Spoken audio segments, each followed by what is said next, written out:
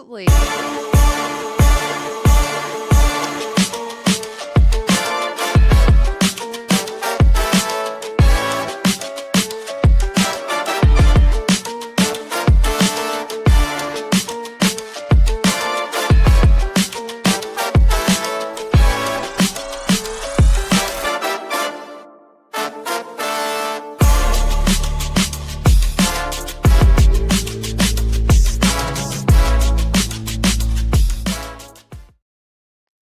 Good morning, friends. It is Tuesday. It's the end of July, which is unfathomable to me. It is extremely hot in LA for no apparent reason, and we have lots and lots to talk to with my best pal, Meredith Lynch. Today on the show, we're going to be talking about the Lindsay Clancy trial, which Meredith turned me on to. I hadn't heard about it until yesterday, and now I can't stop thinking about it. We're actually going to bring in executive producer Vienna today to talk about it, who lives in that area and is an actual mommy. We are metaphorical mommies in this house, and we really want her perspective. We're also going to talk about the White House Correspondents' Dinner that never was, happened again this weekend.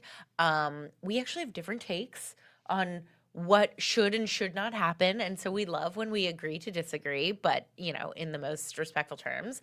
And then we have Representative Suzan DelBene from Washington, and she's going to come talk to us about tech privacy laws, tariffs, and all things happening in the House of Representatives. I know, right before they go on recess. I think, or they might be on recess now. Ew, I don't know. But anyway. I don't know. Mitch McConnell's certainly on recess. He's on an extended recess. He's on an extended. My favorite theory that I've heard is that Mitch McConnell has been taxidermied. One can only hope. Honestly, he looks better than me these days. That's what everybody's saying. Is they're like, why is he Benjamin Button? You know what? I think he's probably really happy. And totally, he doesn't want to like he's an exhausted man, and now he's in this like care facility. Yeah. And I'm sure it's like the best of the best. And he's probably like, hey, you know what? There's nothing wrong with putting at 2 p.m. Totally. I mean, that's what I say about all these guys. I'm like, and women, like Dianne Feinstein too. I'm like, just retire. Go take a nap. Yeah, what else are you doing? Okay, I want you to bring everybody up to speed about the Lindsay Clancy murder trial that started yesterday before we bring in Vienna. Yeah, so obviously I've been following this case for a long time Yeah. because I'm from Massachusetts. Yeah. It takes place in Massachusetts. And so when it first happened, it really was something that like everyone that I knew back home was talking about. Yeah. So the Lindsay Clancy murder trial is underway. The 35-year-old former labor and delivery nurse is on trial for murdering her 3 young children, 5-year-old Cora, 3-year-old Dawson, and 8-month-old Callan at their Duxbury home in January 2023. Prosecutors say she strangled the children with exercise bands after sending her husband out to pick up food and medication.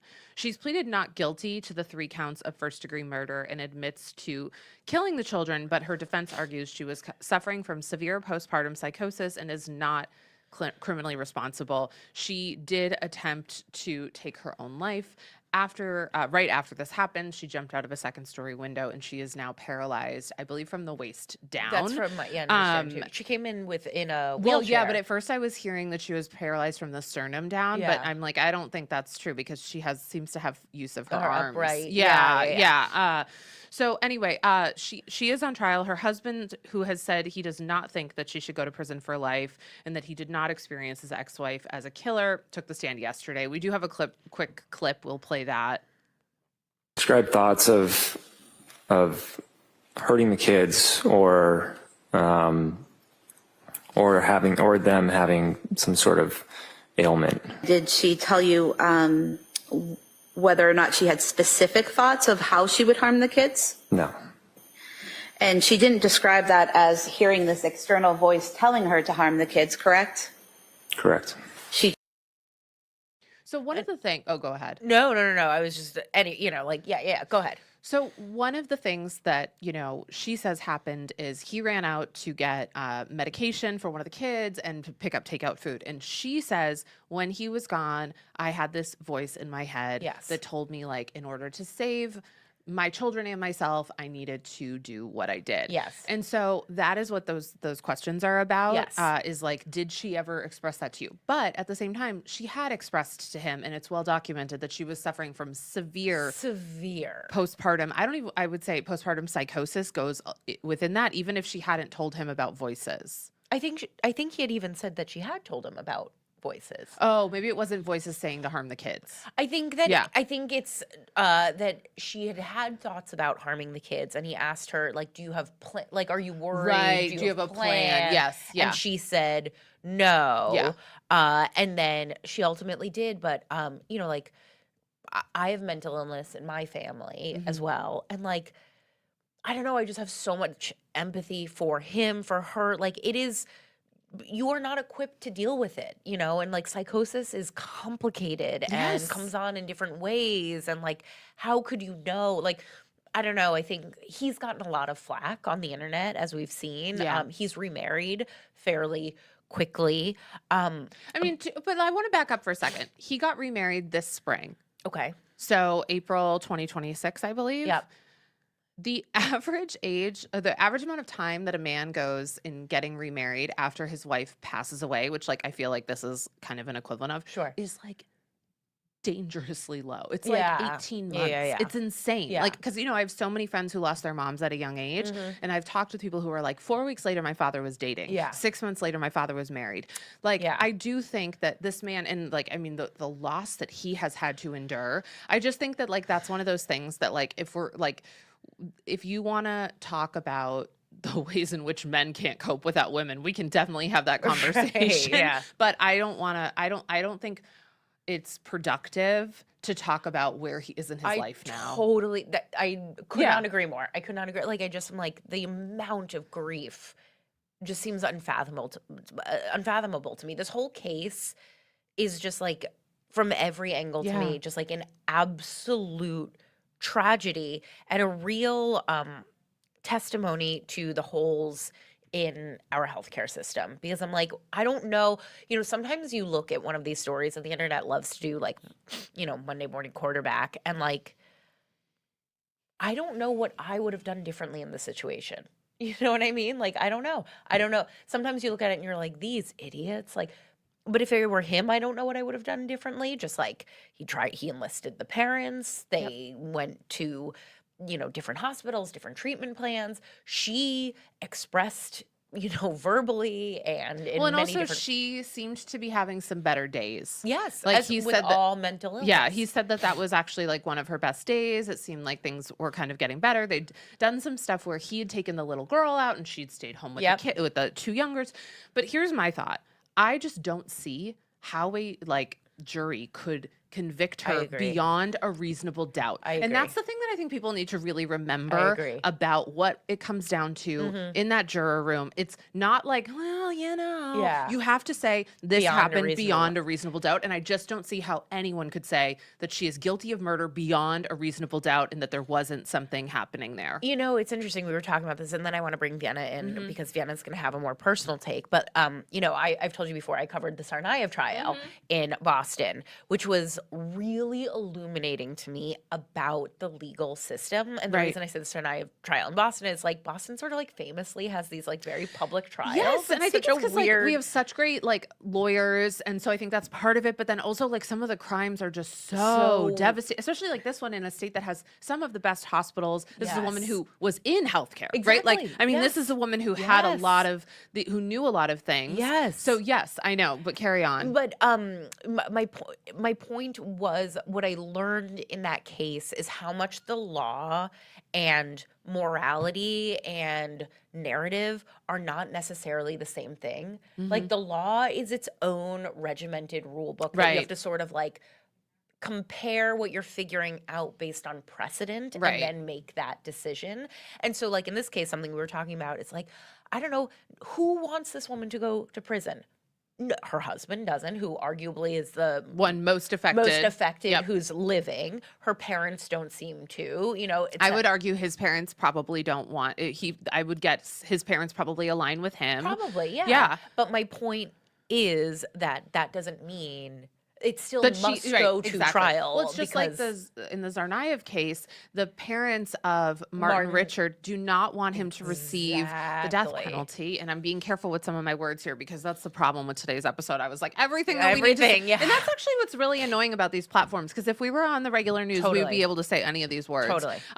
So anyway, my point is they don't want him to receive the death death penalty, penalty. yeah. But unfortunately, it's not up to them. That's And what I mean. And so- it wasn't even really fully up to the jury. Right. Like, that's what I found so fascinating about it, because I looked at, they have to like fill out this Yeah. form and like go through beat by beat and be like, did beyond a reasonable doubt they prove this? Yes, therefore this carries this punishment. And so the jury couldn't be like, yes, he's guilty of this, but I don't want him to be given the death penalty. Like, that's just not I how know. the law works. Let's bring Okay, yeah, Vienna in. yeah. Let's bring Vienna in because we do need. We need a mom's perspective, and Vienna knows this area. Yeah, and she's a mom of 3. mom of 3. Hey, Hey, producer Vienna. Wait, guys, everybody Hi. is seeing like this is the engine of the show who's now in front of you, Vienna. It's very strange to be on this side of the screen for once, but always happy to talk about maternal mental health and what's going on in the world that moms are facing, mommies and moms alike.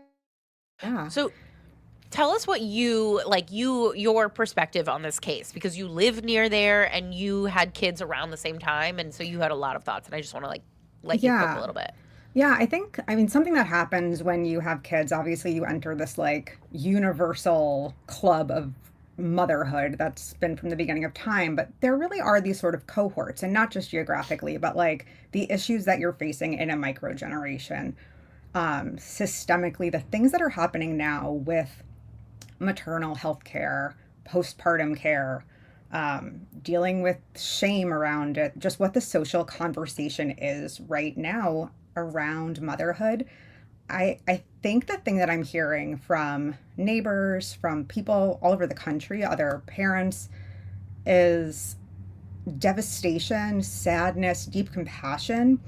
And I think also this understanding that you don't really realize how many women are white knuckling it through a day because they're not getting the help they so desperately need in that postpartum time frame. It is really, really hard to, first of all, ask for help, right? I think many women are aware that the system is not built to support us. It's not built to help us.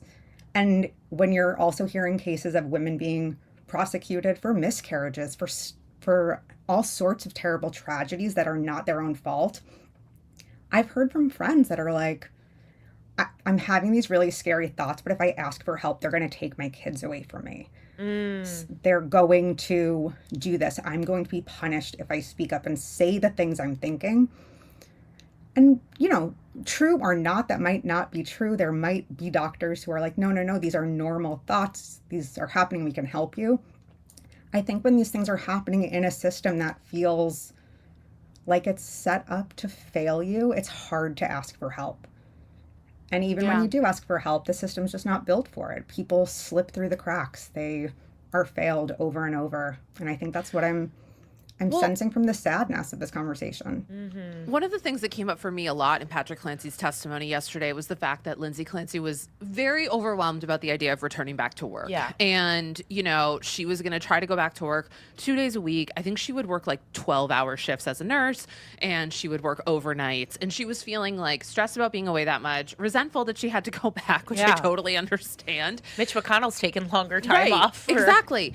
But at the same time, living in 2020, that was 2023, or 2022, but Sure. living in 2026, we are seeing this huge economic pressure on families. And I was thinking about the fact that when I was born, my mother didn't have to work. Yeah. And that's not because we were super wealthy. Right, it's a different It was economy. just a different economy. So I'm curious to know, what role do you think work is playing in this and the economy is playing in this? And separate from a little bit of the conversation around, maybe there are certain things that are being talked about more in the mental health crisis that weren't talked about 35 years ago. Yeah. Also, just to set the stage that this is a very expensive cost of living area. Yeah. When we're talking about summer camps, even let alone full-time daycare, people are spending $700 a week per child on camps. And these are not fancy things. $700 Right. I mean, and that is not, that is not always even covering a full work day. So it is really, really expensive. It's a beautiful place to live. I love living in this area.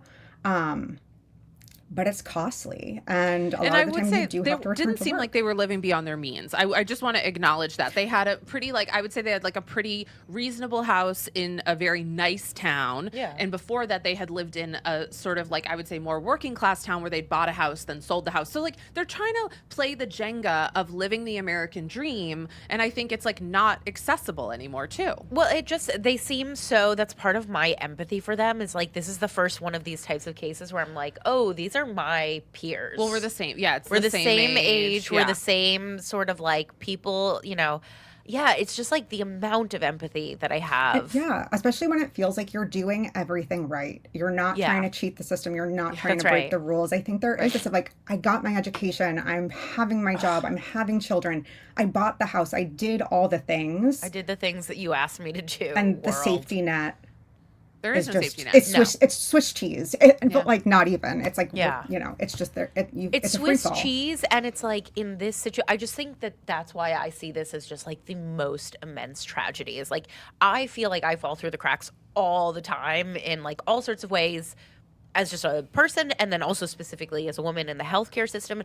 But like for the most part, I'm stable enough within myself that like I can bounce back. And in this system, in this particular case, you're like, yeah, if you had a psychosis and like we're in the same, like how do you deal with that? I don't know.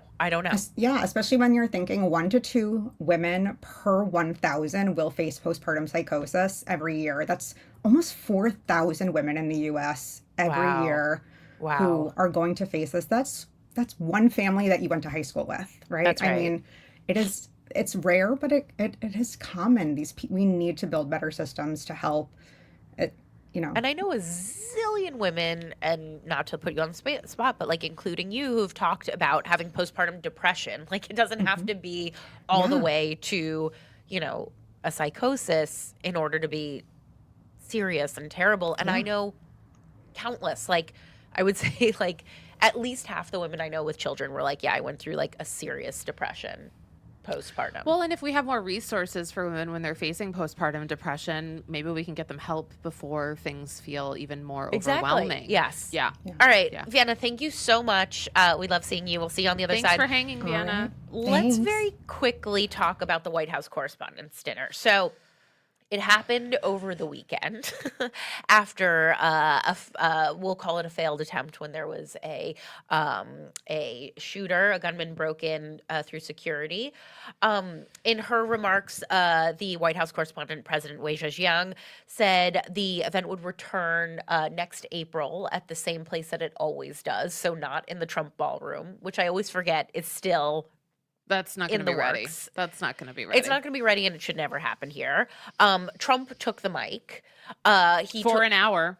for an hour. Yeah, an hour. Wow. Who knew? He's got a whole hour. Why isn't yeah, he at the Edinburgh that's Fringe right. Festival? But that's the thing is like he really should. I think that's the fundamental assessment of Donald Trump is like just somebody should have given I him a did late try to night find show. I tried to find who the transcript? speechwriter was. Oh, okay. And apparently, we don't know who it was, but like, apparently at one point he told a joke and he like was like, "These aren't funny," and like that's when people started laughing, and I was like, "That I can actually appreciate." Well, that's where he's best is when he's like, when he like goes on a riff. But he talked about Trump derangement syndrome. He like the thing is the White House Correspondents' Dinner at its best, and we're going to talk about this, and because I have a lot of qualms with the White House Correspondents' Dinner, but at its best, the idea is that it's like a piecemeal between these people who are not adversaries, but like.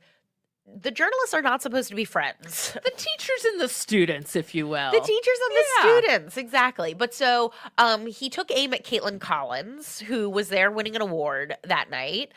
He took aim at Dylan Mulvaney, which, like, I guess so. And then also people pointed out this odd, chummy conversation that Kristen Welker of NBC was caught having with Stephen Miller. Tell me what you thought. I know everyone's really upset about this, and like they can be upset about it. It's totally up to them, and this is going to be a deeply unpopular opinion. But I'm like, first of all, we don't know what they're talking about. No. Second of all, like they are going to run into each other. She does need to interview him, and I'm thinking about the fact that like we've invited countless Republicans on this show. Yeah. And we can't get them to come on. That's for and sure. we're not looking to, I mean, we want to have conversations with them, but if you don't approach it with like here's what I find weird. I think it's weird when Nora O'Donnell likes Katie Miller's Instagram photos. Yes. I think that's weirder than her running Yes. into him and saying, "Hey, remember when you did the show the other day Yeah, and the yeah, audio yeah, didn't yeah. work? Oh my God, that was so yes, weird." Or yes, congrats yes, on the yes. baby. I hope Yes. your wife is doing well. I don't really mind that as Yeah, much. yeah. What are you supposed to do? Like flip him off? I mean, we talked to journalist April D. Ryan Yes. about some of the friendships she had. Now I know it's very And different. she definitely goes to the White House Correspondents' Right. Dinner. Now, I think she would go up to him. We don't know what Kristen Welker was saying. They Yeah, we might don't allow, know. but I don't know that she was like, I've given someone the business and then I've And been laughed. like, yeah, absolutely. So that's my take on it. I find this, I've said it before in the show and I'll say it again. I find this event to be distasteful. I understand that it is like tradition. I understand that it raises money. But like, to me, I'm like, the American people already do not trust the media. Either we have a fourth estate or we don't. And I just don't think in a world where this administration takes press credentials from the Pentagon that subpoenas the New York Times. Like, I just do not think this is Right. appropriate. I just don't. I get where you're coming from there. Yeah. I just don't think it's appropriate. I think, yeah. I know, like, people disagree with me. I'm like, I don't know, Caitlin Collins, like, I didn't go to the ceremony when I won the Edward R. Murrow Award simply because I had to pay the bills and I had to wait tables. It's not that big a deal. Like, you still would have gotten the award if you hadn't gone and been chummy That's with the true, Trump but administration. then, Like, get then over it. the narrative will become from Trump. He'll get to go, Caitlin Collins won't even show her face in here, won't even show her face. And it becomes a whole other Yeah, thing. And that's also true. it's like, you know what? Like, you want to call me, the things that he was saying about her, you better smile. the It's smiling, like, yeah. okay, bring it on. 'Cause Yeah. you've got nothing. Yeah. You know what I mean? But with So- all of these things, again, you're not supposed to be the story. Like, I just think It's we are true, moving. that's true. Like, I totally understand Yep. what you're saying in this media environment, but we are moving further and further away. Like, like I said this beforehand, is in traditional journalism awards, the Peabody, the Pulitzers, the Murrows. You, the journalist, do not get the award. The work is awarded the award. And that's how it should be. And the same in this situation. It's like, it shouldn't be about Caitlin Collins. Who cares? Caitlin Collins is doing, in theory, she should be doing a public service. And more, this has become like Caitlin Collins, the personality, versus Trump, Yes, the agreed. personality. Yep. And it's just slowly destroying public discourse. Well, I think we have a guest, but also just want to say, leave my friend Dylan Mulvaney alone. I just want to say that. Yeah. Leave Dylan Mulvaney alone. Dylan, what has this precious girl done to anybody? Other than live her life. Live her life and be adorable. And really, as somebody that I've been, gotten Friendly to spend with, a little yeah. time with, been friendly with, so fucking kind and lovely Yeah. in person. And I don't know, just deserves every good thing and deserves the president to keep Dylan's name out your mouth. Yeah. All right, let's go. Let's get into it. We have a go. great guest. We do. I'm so excited. Okay, so today we have with us Congresswoman Suzan DelBene. Did I pronounce that correctly? I believe so. Okay, I'm so think sorry. so. She represents Washington's 1st congressional district. She has more than 2 decades experience as a technology entrepreneur and business leader, which makes her perfect for some of the conversation we're going to have today. She serves on the Ways and Means Committee and is chair of the Democratic Congressional Campaign Committee. Ooh, boy, that's a big role. We have with us on the show, welcome. Hi, thanks for having me. Good Ooh, morning. I love that. It's like almost like a cornflower blue, It's I want to say. beautiful. I wear a lot of blue these days, not surprisingly. It Fair enough, pops. fair It enough. pops. Well, we just wanted to start this off. I know this is not your actual district, but it's very close by. So we just wanted to start off with acknowledging there was a very horrible and deadly shooting that took place at a Seattle food festival on Sunday. 3 people have passed away. A 2-year-old boy who was wounded has been released from the hospital. And so we wanted to acknowledge that going into this and just, give you an opportunity to add anything to that. No, thank you for acknowledging that. And it was a horrific event. First responders were there immediately and saved lives. But it is another horrific act of gun violence in our community at a public festival. Families, others there enjoying, enjoying the community, and then an incident where multiple people with guns shooting at each other ended up killing many people in the crossfire. We have to do more. This again highlights how critically important it is for us to do everything possible to address gun violence in our country and help keep our communities safe. This should never happen. It is heartbreaking, and my condolences and thoughts still go out to the victims and the families and members of our community who were there, and will forever carry this memory forward. We must do better. Yeah. One thing I was just thinking about this morning when I was reading a little bit more about it was it's been very hot here on the West Coast. I don't know if it's been as hot in Seattle. And, there's this sort of link between an increase in violence and an increase in temperature. And then at the same time, I know it sounds like the shooter was only 15 years old.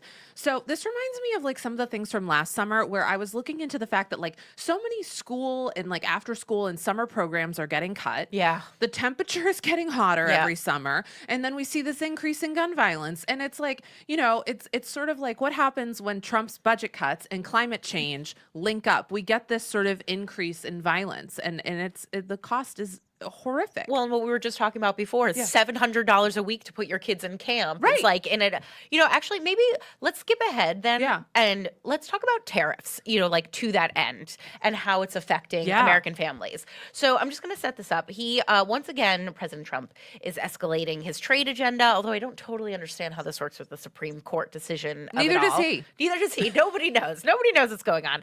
He's imposing 50% tariffs on Canadian goods. You've been outspoken against these tariffs. You represent Washington State, which has a big connection to Canada, a lot of trade deals. Can you explain what this means for workers and families in your state specifically and how it's showing up in your constituents? Well, let's be clear, tariffs are taxes on the American people, pure and simple. And the actions of Trump and Republicans in Congress who have gone along because Congress is supposed to have a say on this. They've gone along with the president implementing these tariffs, have dramatically raised prices for families all across the country. The president didn't have the authority to do this in the first place. The Supreme Court agreed. And so he has tried to use other means to put these tariffs in place. It's been a little bit of whack-a-mole where he tries to find some way to do it, move on to a different way. The reality is that we're going to continue to challenge these in court, to challenge these legislatively, but we need Congress to stand up. And this is being done on a whim of an executive who, if he likes you today, maybe he reduces a tariff. Is he mad at you tomorrow? Then, tariff on you. And these tariffs have been devastating. Washington State, we are a border state with Canada. We're also a very trade dependent state. And not only does it raise prices on food and everyday household goods for families. Right now, the estimate is about $2,500 a year more that families are going to pay because of these tariffs. And that's before these new 50% tariffs he's talking about implementing.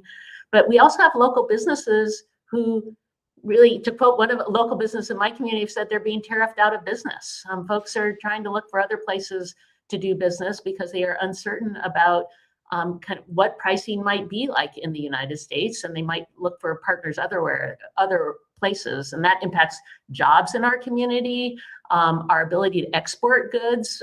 Our wineries is a good example that used to sell about 30% of their wine into British Columbia. One day they were doing that, the next day those markets were closed, not because of anything they did, but only because of the actions of this administration. So it's having a devastating impact and is part of this broad challenge that we're seeing across the country, that people are struggling to get by because of high prices. And Trump promised to lower prices on day one, big broken promise, and people are feeling it every day. And this is just one way they're feeling it. Yeah. I guess to that end, do you believe that if we have a Democratic controlled Senate and House, that we actually will see these tariffs go away?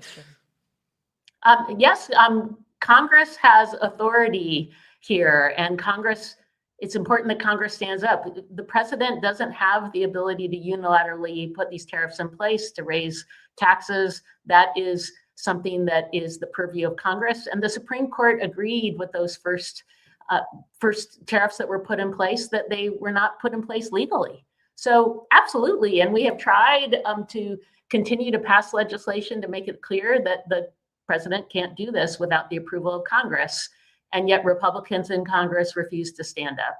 And so top priority when we have the gavels is to make sure Congress is doing its job. We are a co-equal independent branch of government. We are not a rubber stamp for Donald Trump, and our job is to stand up for our communities and addressing these tariffs and the kind of ways he's tried to twist pieces, old laws to allow him to do this. We need to address that too. Make sure that there are no loopholes out there that he can try to use, and make it very clear that if you want to implement tariffs, you got to come to Congress. Yeah, Congress controls the purse strings. You've argued that there are legitimate trade disputes with Canada for things like dairy, alcohol, and automobiles. What would a smarter trading policy look like? Like, what are Democrats arguing needs to change? Are tariffs part of that? Like, what's the difference here? Well, we actually had a trade agreement, a USMCA between the United States, Canada, and Mexico, a trade agreement that was put in place in a bipartisan way under the first Trump administration. And kind of one of the first things he did this time is blow up something that he probably should have been able to talk about as something was accomplishment of his first administration, a bipartisan accomplishment. He's blown up that agreement, and that agreement had dispute settlement ways that we could come together to address these very issues, to come to resolution and move forward. Instead, by kind of blowing up this agreement and going rogue as he has on tariffs, we don't have those dispute settlement mechanisms, the ways we can come together to address that. And so we absolutely need agreements. We need to have ways that we come together to address the challenges that we face and continue to move forward there. And we were in the middle of actually having negotiations to update that trade agreement. And these were areas that were active areas we were engaging on. And now he's kind of walked away from all of that. So he's not interested in coming to solve issues. He's interested in being in charge of everything and doing whatever the heck he wants, whenever the heck he wants.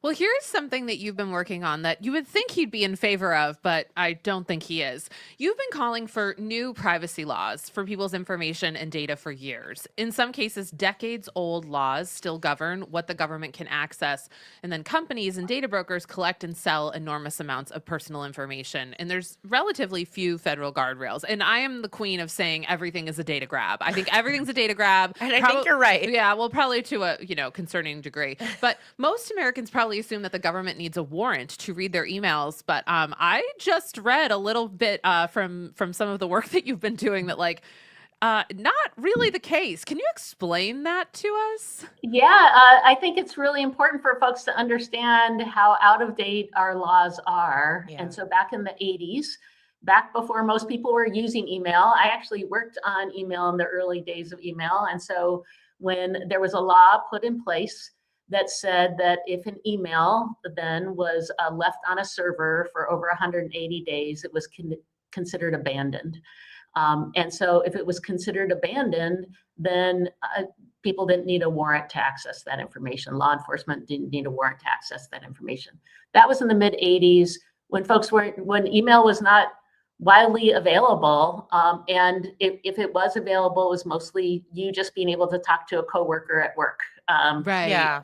Now we're in a world where we all communicate with email all the time. Information back then, if you accessed your email, you brought it down from a server, which is why it was considered abandoned if it was left on a server. Well, now everyone's email is up on a server, sitting there. And I would argue that everyone listening right now probably has an email that's over 180 days old that they've saved for whatever reason, sitting on a server. And right now, law enforcement does not need a warrant to access that.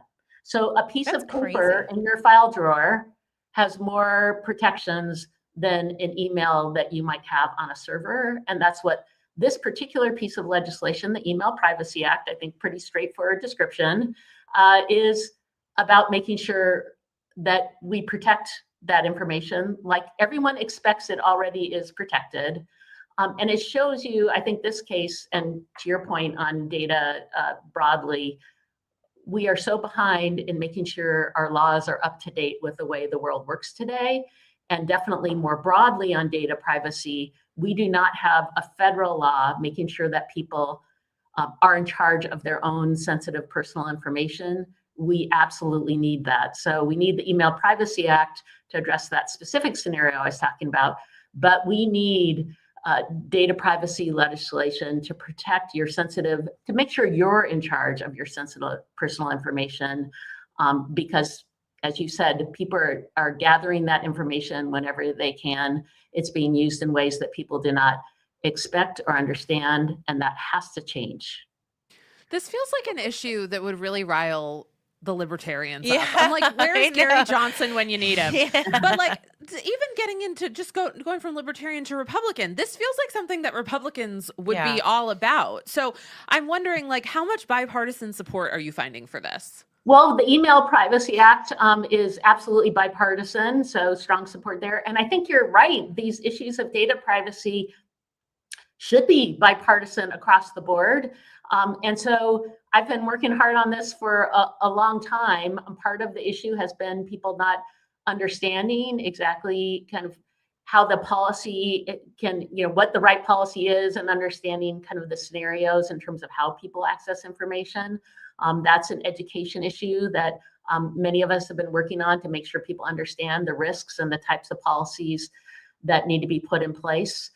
There are other states have stepped up because there has not been a federal policy. So you've seen Smart. states across the country try to put data privacy legislation in place. The challenge there is we end up with a patchwork of laws. Yeah. So maybe while you're in one state, you have a certain type of protection. And when you get on an airplane and go someplace else, you don't have the protections anymore. Which is not how email my God. works, which is But that's like- famously not how email When we works. think about like women's health care, Yeah. it's like the same thing as that we're dealing with Yeah. abortion access, which Yeah. feels insane.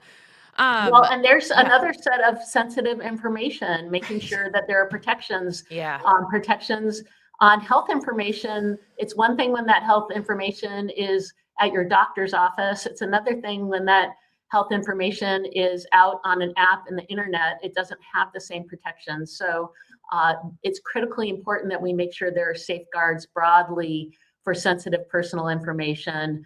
And that absolutely should be bipartisan, but it has to be a top priority because people try to use this information to make money, to target different communities. We have to do better. And I think there should be a great sense of urgency around this. Yeah. Switching gears just a little bit, this month, Representative Thomas Massie put forth a bill that aimed to eliminate $3.3 billion in annual military financing and foreign assistance to Israel. It was overwhelmingly rejected by Congress. Some Democrats obviously voted for it, some against. You were among the people to vote against the bill. And obviously, there's a lot of contention about aid to Israel. Can you explain to us a little bit about why you did not back this bill? Well, let's be clear. First, it wasn't a bill. It was an amendment to a bigger bill. Correct. And the Republicans control the rules. They decide what amendments go forward. And most of the time, they are very selective on what they allow to go forward or not. So this was also an amendment they put through, not because they were trying to actually make progress on legislation.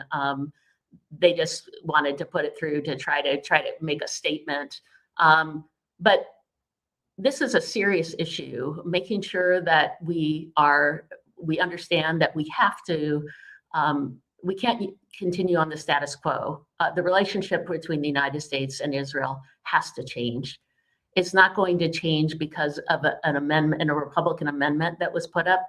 It's going to change because we have to have serious conversations around what a path forward is, making sure that peace is at the forefront, and that we have a two-state solution. Some have talked about a multi-state solution, but a solution where we have safety and security for the Israeli people, and we have safety and security and self-determination for the Palestinian people.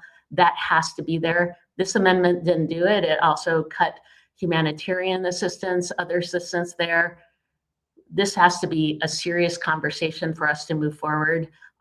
That's not what this amendment was. And Then as part of the overall bill, I voted against the overall bill because, again, it was not addressing the needs of our communities and the American people.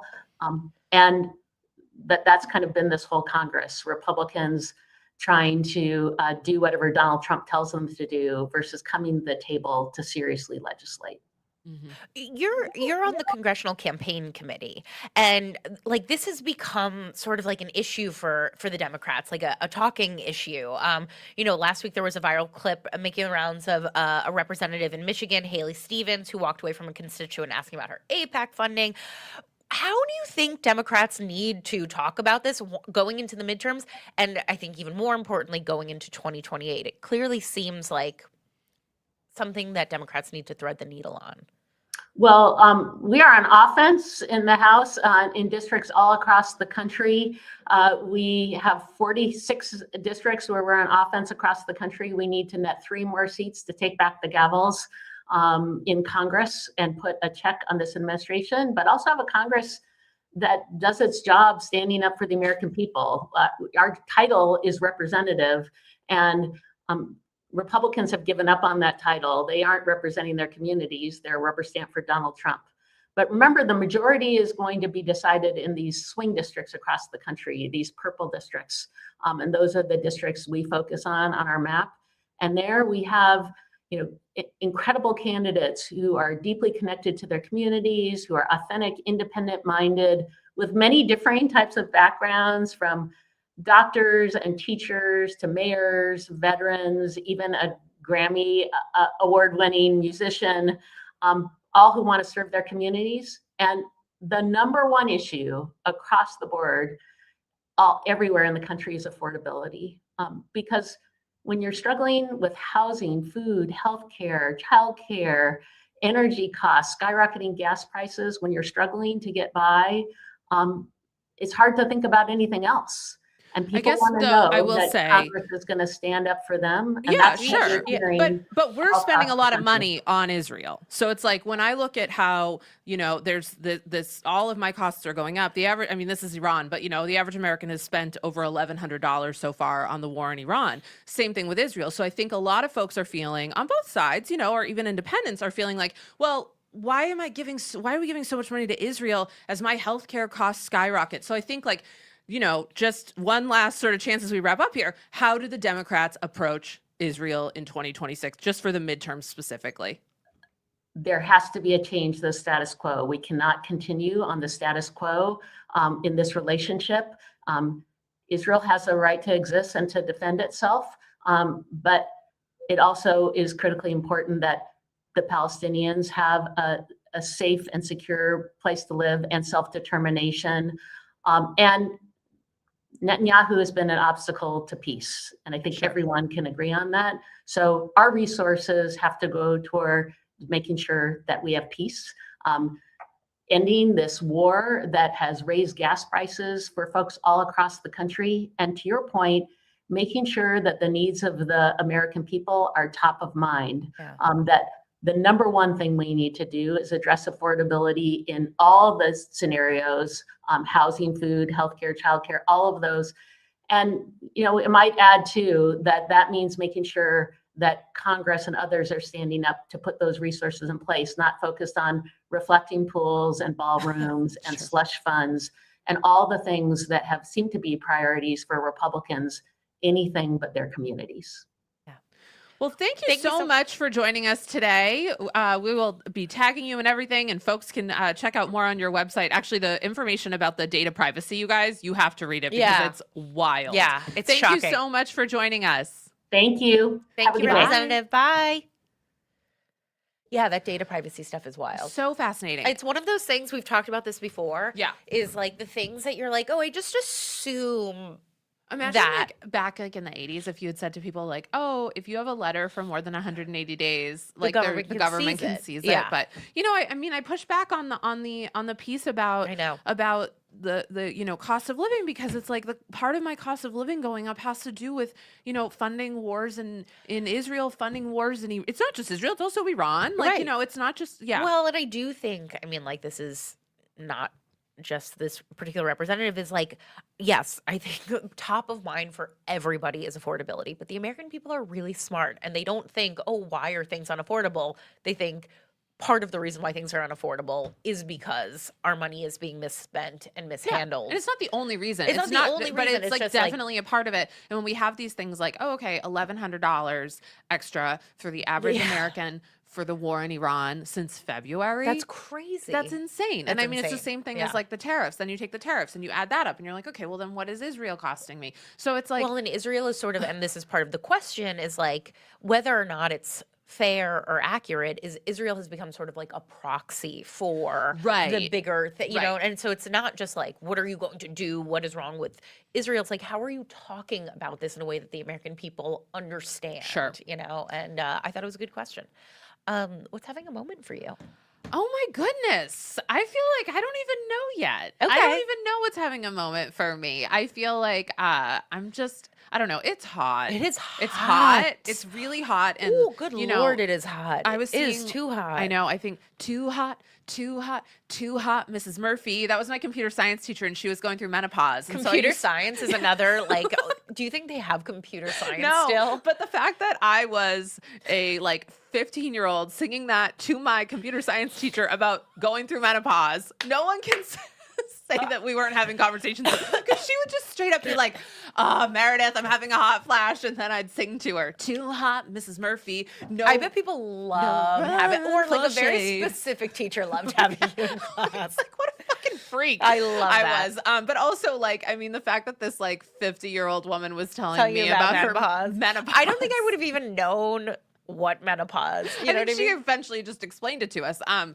Health. schwitzing, I'm kids. schwitzing. But it's hot. And, you know, I was seeing on the news last night about these devastating fires in Spain and in France. Yeah. And it's just, you know, Everywhere. everywhere. This climate change stuff, you know, Yeah. is real. And Yeah. the way that the U.S. is playing a role in it, like we do affect places that are not here. course. So anyway, it's just hot, man. It's hot. I know. I'm like not an AC person, but I have been cranking. Oh, I had the AC and the box fan going last wow. night. I know. Wow. I know. Yeah, that's serious. What's having people. a moment for you? My For You page is all. Have you heard this song "Love Is Wicked"? No. Oh, okay. I don't know why. All of a sudden, there's like a new dance trend that I believe is coming out of South Africa. That's a song from In a good way or a bad way? In a good way. Okay. No, in a good way. In a good way. In a good Fucking way. color In of an friendship over here. Yeah, not in the Elon Musk owns an emerald mine way. No, you should look up this song. It's on the Bratz album from 2007. It is a fucking bop.